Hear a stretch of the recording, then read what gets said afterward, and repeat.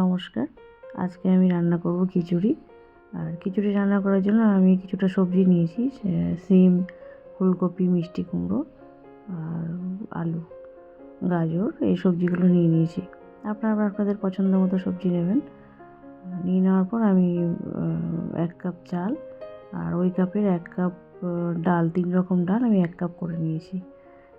করে নেওয়ার পর আমি ভালো করে সেটা ধুয়ে রাখলাম। ধুয়ে রাখার পরে একটা কড়াইতে বেশ কিছুটা পরিমাণে তেল দিয়ে তাতে সামান্য পরিমাণে রসুন কুচি আর পেঁয়াজ কুচি দিয়ে সবজিগুলো ধুয়ে রেখেছিলাম কেটে, সেটা দিয়ে দেওয়ার পর ভালো করে নাড়াচাড়া করে হালকা ভাজা হয়ে আসলে আমি পরিমাণ মতো নুন, হলুদ গুঁড়ো, জিরের গুঁড়ো আর লঙ্কার গুঁড়ো দিয়ে দেবো।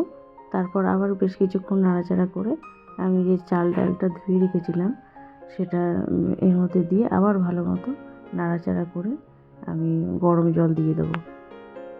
আপনারা এভাবে রান্না করে দেখবেন, ভালো লাগবে খিচুড়িটা খেতে।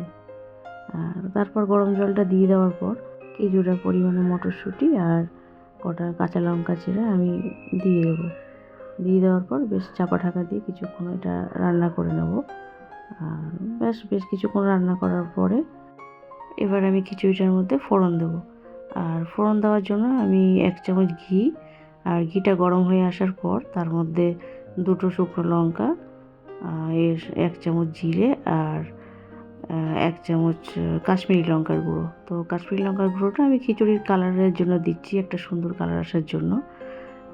দেওয়ার পর সেটা আমি ভালোভাবে আবার মিশিয়ে নেব। মিশিয়ে নেওয়ার পর সামান্য ধনেপাতা কুচি দিয়ে আমি খিচুড়িটা নামিয়ে ফেলব।